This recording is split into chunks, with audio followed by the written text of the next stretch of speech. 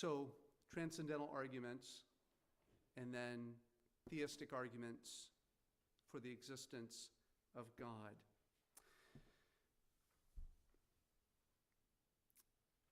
The transcendental argument.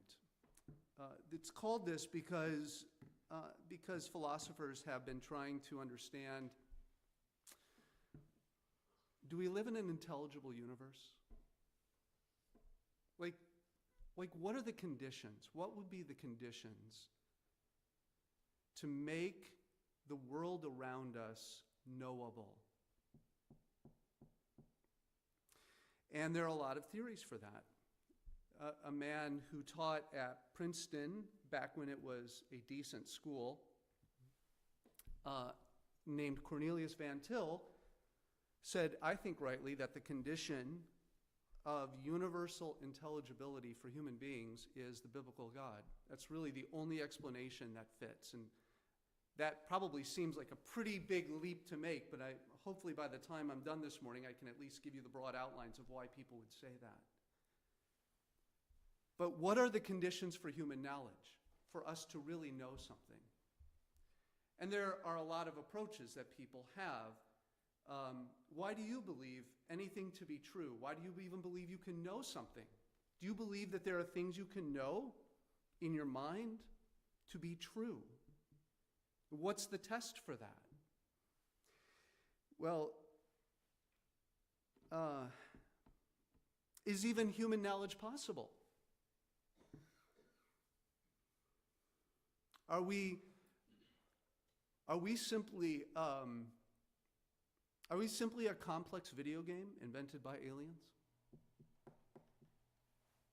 That they're just kind of moving us around, playing with us? You know, there are people that actually advance that argument. They actually believe that. It reminds me of what G.K. Chesterton said, that when people stop believing in God, it's not that they believe in nothing, it's they believe in everything. They're susceptible to all sorts of ideas. When they lose that ground and footing in the living God, there have been theories about how human beings know, how we make sense of the universe, how we can arrive at true knowledge. Some people say that we arrive at true knowledge through what's called empiricism, or the senses, what we experience in our lives. They would say that true knowledge is based on what I experience. How do I know something's true? I have to experience it. It's what I think and what I engage with in the world. But we've already, in past lessons, talked about that. That's really an unstable foundation. You know, the other night when I woke up in the middle of the night, barely awake, and I stumbled into the bathroom, I thought that was my hallway. And I was wrong. It was an experience I had, but it was not valid. Our experiences often mislead us. How many of you have any relationship with anyone outside of yourself? Raise your hands. That's all of you. Okay, good. Have you ever been wrong in your assumption about what another person is thinking? Has there been a day where that hasn't been the case? And yet we're very certain about that, aren't we? In the moment, we're very certain that that person looked at us that way because they were thinking that thing, or that they said that thing with that particular motive against us. Or even if we flatter ourselves because they thought so highly of us. Look, it's back down. I need to keep a pace here with the lesson. But empiricism is a theory. But empiricism is a shaky foundation. What if your experience and another person's experience conflict? That would seem like it would make knowledge through experience pretty unstable, because we're looking for knowledge that transcendental, that transcends our own personal self. We want knowledge that is outside of us. And once we get to that idea that there's knowledge outside of us, that's true for me and true for you and true for everyone under the sun, Well, experience or empiricism is a pretty faulty test. What about rationalism? There have been people who think that rationalism is a way of knowing. That's the stable foundation. Reason, logic. Now, we're going to come back to that in a little bit, but the importance of that, because there is something to that, and yet rationalism is itself flawed in certain ways. Like, I can't prove that, I'm going through my slides now because I want to catch up to where I'm at. And the basis for this lesson comes from a book called Apologetics again, John Frame, chapters 3 and 4. And we're looking at, I gave you the outline. Here we go. Here we go. I'm just catching up to where I'm at. Other theories of knowledge. Here we are. Pure rationalism is flawed. That's where I'm at. Okay, why is rationalism, pure rationalism, flawed? Well, it doesn't account for all truth. It can't. So, for example, how do you prove that something's beautiful?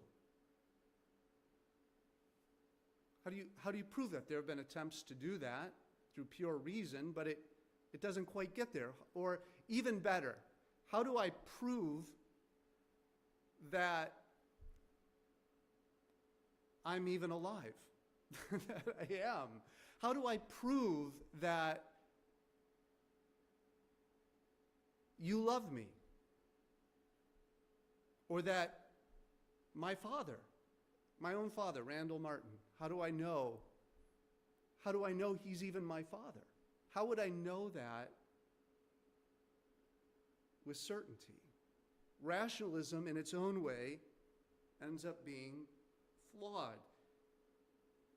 It ends up missing the importance of relationships and minimizes other goods like beauty. So the only way there's an intelligible universe is if there is the God of Scripture. For a human being to think an intelligible thought or speak a coherent sentence, we need certain preconditions.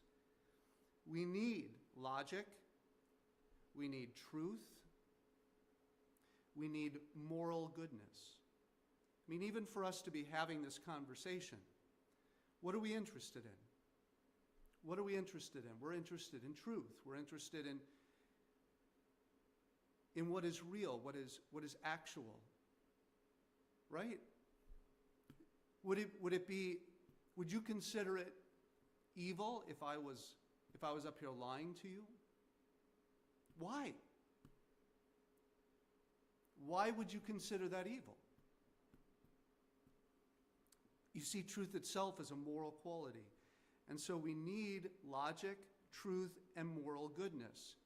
And I am here to say that none of those things, logic, truth, and moral goodness, can exist without God. None of these things can exist without God. And hopefully by the time our time is done this morning, you'll at least have that. That there is no truth, there's no moral goodness, there is not even logic apart from God, from the biblical God. And the Bible, this is, by the way, also an argument for God's existence, and we'll be looking at that this morning as well. There cannot be knowledge, since there cannot be knowledge without the biblical God, that God must exist. We cannot reason or think apart from him. And the Bible makes this claim. The Bible asserts God's existence as an indisputable fact. Colossians 1:17, he is before all things, and in him all things hold together. The Bible says, in him we live and move and have our being. So without God, everything falls apart. Nothing makes sense. To ascribe existence to anything in the world is to ascribe existence to the God who created and sustains that thing, who holds up its very existence, without whose will nothing would be. God's existence is more certain than anything else that exists. It is the most true, the most real thing in the universe is God, because everything comes from him. And all this leads to a key conclusion for the Transcendental Argument, which is also known as tag in the circles that use it. Tag. Right up here, you see tag. Anyway, here's the main point, the main usefulness of the Transcendental Argument is this. Any argument against Christianity must presuppose the God of Christianity. You cannot, because you're going to make, in order to argue against the God of the Bible, you have to use logic. You have to use truth. You have to believe that truth is morally good. And to do that, you have to presuppose the God of the Bible, the God of Christianity. Rationality and truth are impossible apart from the God of the Bible. And so whenever we encounter someone arguing against the God of the Bible, they are doing so presupposing that the God of the Bible exists. That's where I'm headed with all of this. This is the key tenet of the Transcendental Argument. That for someone to oppose the God of the Bible, to argue against him, means they must appeal to realities that cannot exist apart from the God of the Bible, like logic and truth and moral goodness. In sum, God is necessary for any meaningful argument, any meaning at all whatsoever to exist. According to the Christian faith, God is the ground of all that is, and so he is the ground of reason, truth, goodness, and beauty. And he is also necessary for any meaningful communication, because again, we are presupposing truth, and truth cannot exist apart from God. Accordingly, God must exist for there to be coherent logic, for there to be a uniform material world, and for there to be morality. Again, without God, none of these things can exist. And when unbelievers appeal to logic, when they appeal to science, when they appeal to ethics as ways of knowing, they are undermining their claims of unbelief. Take, for example, very quickly, the argument that God cannot exist because there's evil in the world. I just recently heard an unbeliever, an atheist, he calls himself an atheist, say that he stopped believing in God because children every day all over the world were starving, dying of starvation. This is why he stopped believing in God. Now, the problem of evil is a nasty problem, and it's a difficult problem, and we will, by the time this Sunday school lesson is over, talk about the problem of evil. But what is assumed there? What is assumed there? If you're saying God cannot exist because it is evil for children to die of starvation, and he allows that, therefore God must not exist. What is being assumed there? The assumption is that there's a standard of right and wrong. Where do you get that? Where do you get that? And what I'm trying to argue is that the only way you can get that, and those who use this argument, the only way you can get that is by assuming that there is a God who has a standard of right and wrong. And they're trying to this man was trying to erect his own standard of right and wrong by which he could judge God. All right, so let's consider just logic. Let's talk about logic for just a little bit, if we can. All right? Stay with me. Some of you are more gifted in logic than others, but stay with me as best you can. Let's think about logic. Is it possible for logic to exist if the world is purely material? If all there is matter? Okay, the stuff like atoms and cells, physical stuff. Is it possible, if there's only matter in the universe, is it possible for logic to exist?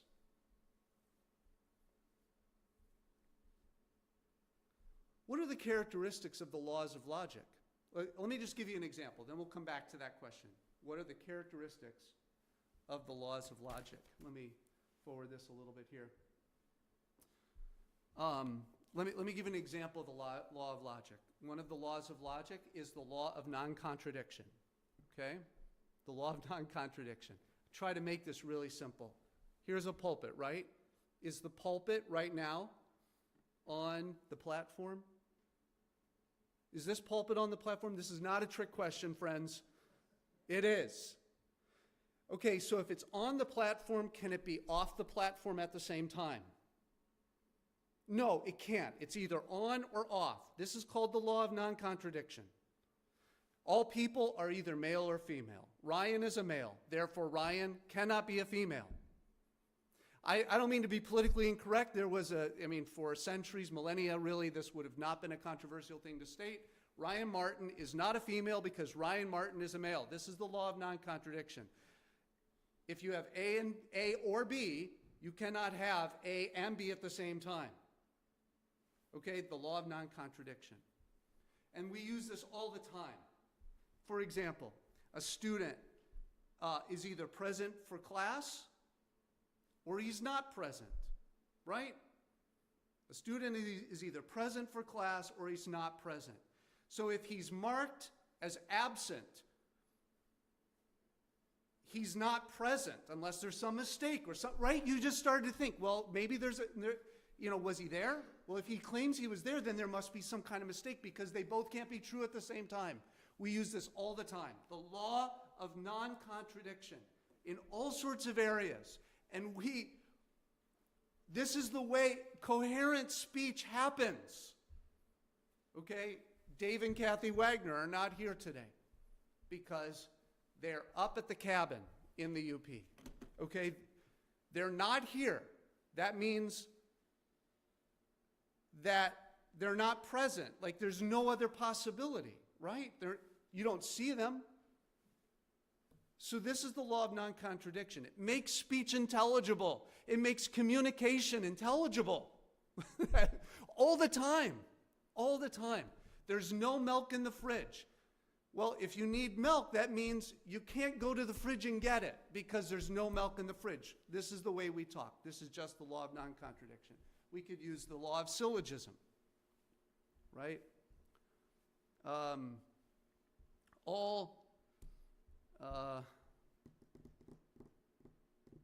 trying to think of a syllogism off the top of my head, and I'm blanking out up here, but we use syllogisms all the time.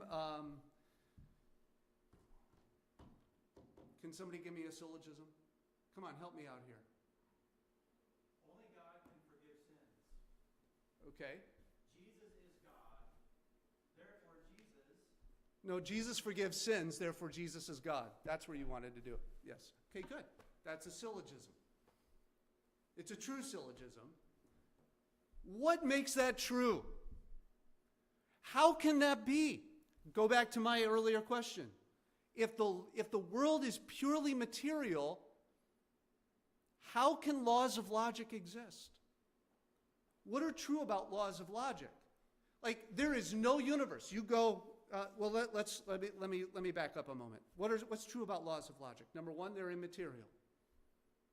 Right? All of this has been immaterial. I've been operating as best I can in the realm of ideas right now, right? The law of non-contradiction. I'm taxing some of you because we're dealing with ideas right now. I'm taxing myself because we're dealing with ideas. The law of non-contradiction is immaterial. No one has ever touched it. No one's ever felt it. No one's ever seen the law of non-contradiction. No one's ever seen physically a syllogism in the world. And yet, they're true. What else is true about a syllogism? They're universal. Laws of logic. Laws of logic are universal. They're immaterial. You can't touch them. You can't see them. You've never heard a law of logic come up and speak to you. So they're immaterial, but they're also universal. What do we mean by universal? Means that if I go to the planet Mars and I use a law of logic, it's crazy. I'll tell you what happens. The laws of logic work on Mars. You go down into the bottom of the ocean. Laws of logic work there too. How is that so? How is it? How is that so? You know what else is true? Laws of logic are eternal. They're eternal. In other words, I could go back 2,000 years. We could just use that syllogism, which is found in the Bible, that Michael just gave us. Only God can forgive sins. Jesus forgives sins. Therefore, Jesus is God. Michael just gave us that syllogism. That is the logic of Scripture. That's 2,000 years old. How is that the case, that logic is eternal? Or if I go 20 years from now, the law of non-contradiction, it's not like it's going to expire in the year 2030. How is this the case that we have something that is immaterial, universal, and eternal, that no one has ever seen? How is that the case? Where do they come from? Can I add one thing to this? Yeah, sure. Not only are they immaterial, universal, and eternal, they're true even if people don't believe them. Right. People don't know them. And those people, even if they die, those things still continue to be Right. Absolutely. They extend far beyond human beings. Right. Very good. Absolutely. And these laws of logic are the ways ideas relate to each other. I've already given you examples of them. So laws of logic, like the law of identity, which is that if I'm Ryan Martin, I am Ryan Martin tomorrow. I'm Ryan Martin 50 years from now. If that's a pew today, that's a pew tomorrow until it's destroyed. It was a pew 20 years ago. The law of identity is the law of logic, the law of the excluded middle. All these things, what I'm trying to argue, can only be possible if God exists. God is the one who makes these things possible. You cannot have laws of logic in an immaterial world. It's similar to math. In a way, math is its own kind of logic. They don't exist apart from God, but they exist because God is a God of truth. He's a God of order.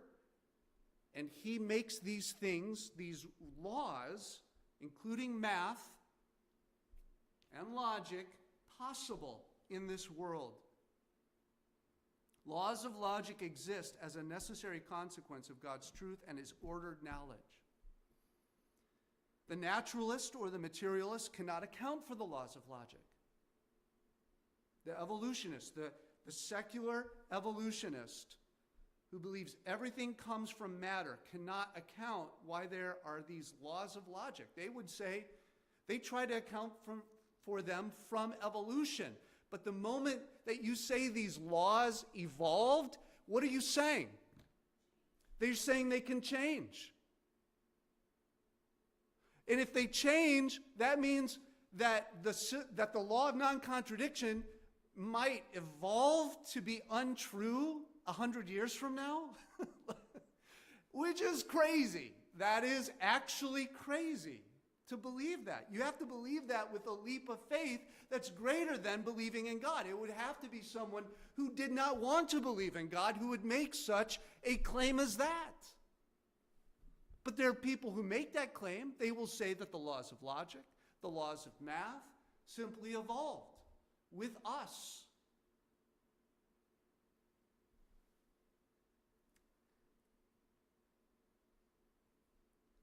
Since the only thing that exists in a material world, a material universe, are material things. You with me? Right? If the universe around us is purely material, that means the only things that exist are material, which means laws of logic can't exist because laws of logic are immaterial. So there's got to be something else. And if you use the laws of logic, you attempt to use the laws of logic to argue that there is no God, you're actually presupposing God to argue him, because you can't use laws of logic if God doesn't exist, because there are no laws of logic if God doesn't exist. This is not to say, of course, that unbelievers do not use logic. Of course they do. They use it all the time. And we would expect that they would. People can assert that the earth is flat and yet function in the world. They can even fly in airplanes while saying that the world is flat. There are people who could believe that the world is flat and go to the moon. It's possible. I think they probably would find out that they were wrong very quickly if they did that. But nonetheless, there are people like this. You can function in the world while believing things that are contradictory. And yet the point is that it doesn't make sense to talk about a world with logic or use logic while denying the God without whom logic could not exist. If God didn't exist, then we couldn't use logic.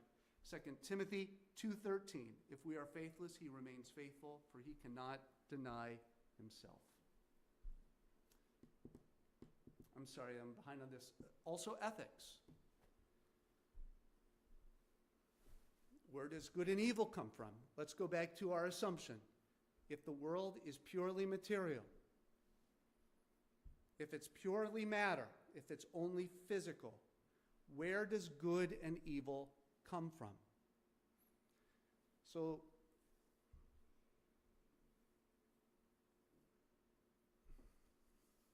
I should have all these illustrations in my notes beforehand. Okay, go for it. At the end of the Greg Bahnsen-Edward Tabash debate, Mm-hmm. Tabash has been arguing that there's no God. Bahnsen's making your exact argument. And he concludes the debate by saying, I win either way. If you're nothing but a bag of molecules and I've got a gun, it's not wrong for me to shoot you. Right. But if you think it's wrong for me to shoot you, you have that moral idea from somewhere outside of you. Therefore, there is a God and I win the debate. Either Right. way, you win the debate. Absolutely. And I was trying to show that is does never equals ought. Is never equals ought. That's where I was headed. Does that make sense to you? Let me try to put it this way. Let's say I go outside and I pick up a rock, okay? And I'm like, there's a rock. The rock is.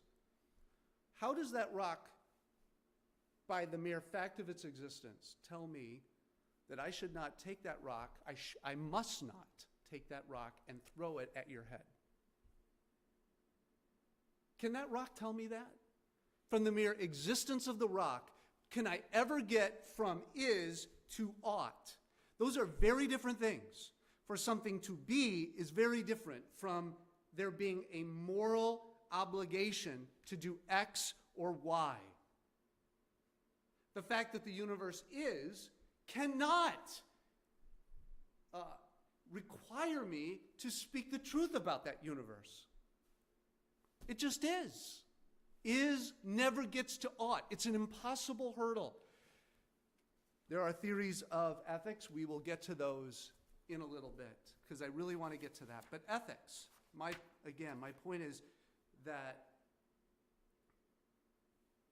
all ethics presuppose the existence of God. You cannot have right and wrong without a lawgiver. Secular, agnostic, and atheistic systems of thought have no way of showing that ethics obligate us. There's no universal standard of right and wrong. You can't get there. Non-Christian philosophic systems have searched in vain for ways of grounding right and wrong. They'll look at abstract ideas, logic, utility, intuition, feeling. All of these will fail one way or another. They all debunk each other.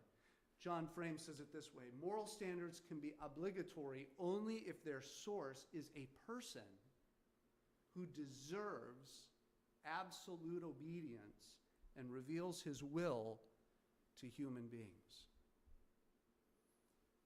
And I would add, and a person who holds human beings accountable for those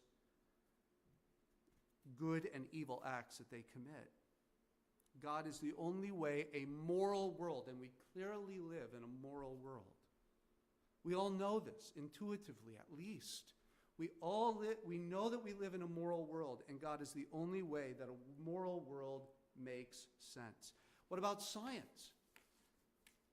Again, let's go back. So, what if the world is only matter? If it's only the stuff of material? How do you account for science, for laws of science? Science believes that if all the conditions being equal, let's just use gravity, okay? Something falling to earth, not even the speed. We're just going to keep it real simple, okay? I pick up a rock. Let's go back to my rock example. I take the rock and I walk to the edge of this and I let go. What happens to the rock? You know what happens to the rock. Tell me what happens to it. It falls to the ground. What if I do that the next day? What's going to happen to the rock? Why? Why? Why is it that it always falls? Where does that come from? Here's one for you. I don't know the answer to this. How do you account for the laws of gravitation? Where does that force come from? How is it that two bodies attract each other? Where does that force, that power come from? Yes, but you cannot account for, my point is, you can't account for science. That there are laws of science, laws, that always happen the same way, with the same conditions. The assumptions of science, that you can do an experiment over and over again and get the same results, without which, by the way, science could not exist if you don't keep getting the same result, right? Science can't exist without that. Where does that come from? Where do those laws come from? Why do people assume that they are true? The only way that we have a universe where there are laws about the material universe and how that matter acts must come from God. Why is it not that the rock goes up? Why should I expect it to keep doing the same thing? You might say, well, your experience teaches you that. But that's nothing. My experience is nothing. Tomorrow the sun could come up in the west and fall in the east. Why should that be the case? Why shouldn't the rock go up? The laws of science, my point is, assume that the world is observable, that its phenomenon are repeatable under the same conditions. The scientific method, as it's known, assumes regularity in the world such that experiments can be repeated. And God is the basis of that assumption. So when people, here's the main point, again, coming back to the Transcendental Argument, when people use science, unbelievers use science to argue against God, they are actually assuming a universe that cannot exist without God. Because they're assuming that there are laws, and those laws are themselves knowable, repeatable, universal. They're not going to change. They're invisible. I have no reason to assume that there are laws of nature apart from the God of the Bible, the Creator, who created a world that could be observed and knowable. The Christian can also account for miracles, by the way, when those so-called laws of nature are not followed. How do we account for miracles? We have a universe that we can explain. The Christian does. We are able to say, yeah, there are laws where matter and physical things operate in a way that's observable, ordered, repeatable. But we can also then account, the Christian can account for miracles. It's not a closed system for us. But if you're a materialist, if you believe only in matter, can you believe in the supernatural? No. In fact, they rule it out a priori. They rule it out before the argument. You cannot have supernatural. Why can the miracles of the Bible not happen? Why do we believe that Jesus could not rise from the dead if you're a pure materialist? because the supernatural can't occur. All there is matter. All there is the physical world. And yet we can account for miracles because we believe in the God who's almighty. All right. All of this, again, is to say that when an unbeliever argues against the God of the Bible, they assume the God of the Bible in their logic, in their ethics, and in their science. You cannot have any of those things apart from the God of the Bible. They're going to use those things to argue against the God of the Bible, but their very foundation, the very foundation of their arguments, of their knowledge, and the way they think they can apprehend truth, the fact that they believe that there is a truth, the fact that they want to argue for the truth, is all bound up in God, the God that they're fighting against. This apologist, Cornelius Van Til, illustrated it this way. It's like a grandpa holding his grandson on his lap, and the grandson slaps his grandfather's face. How is that possible? Well, the grandfather's holding him up. And that's exactly what's happening when unbelievers argue against the God of the Bible. A lot of what I'm talking about here goes back to what we've already discussed in previous lessons about the God of Scripture being the message of the apologist, the message of the Christian faith being the only and the best account of the world that we find ourselves in. This argument is helping us understand that when we encounter unbelief, we need to push and look behind the arguments of unbelievers and understand that the foundation of those arguments of unbelievers is actually impossible without the very God that they're arguing against. That's the genius, if I could put it that way, of the Transcendental Argument. Now, I wanted to get in, as I said at the beginning, into theistic arguments today, and we don't have time because it's already the top of the hour, and I'm not going to get into the argument for God from ethics, which is the most important one probably for us to consider. At least I'm going to treat it that way.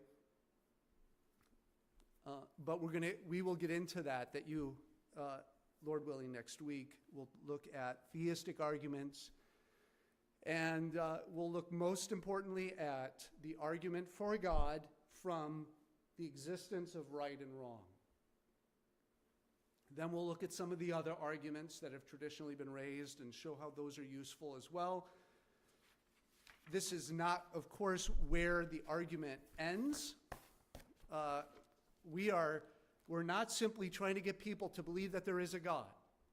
What we want is for unbelievers to acknowledge the God of the Bible revealed in Jesus Christ, and that there is forgiveness of sins through his name. And that is the ultimate goal for all of us whenever we are defending the faith. All right, let's close in a word of prayer.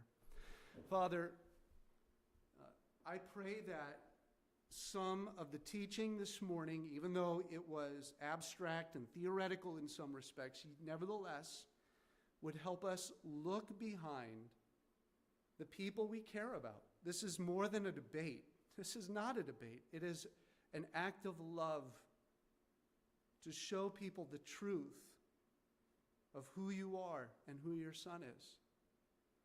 So help us, Father, in love to see that the people around us, when they argue against you, are standing on a house of cards, that they are in fact assuming the very existence of the one they deny. I pray that we would consider these things, that we'd think over them, that we begin to understand these things ourselves in a way that helps us have greater confidence in the Bible that you've given to us and the Scriptures and the Christ who has revealed you to us. And bless, I pray, the remainder of our time together this morning. Bless our worship service, our fellowship in the Word, our singing, our praying, all that we do for Jesus' sake. And in his name I pray.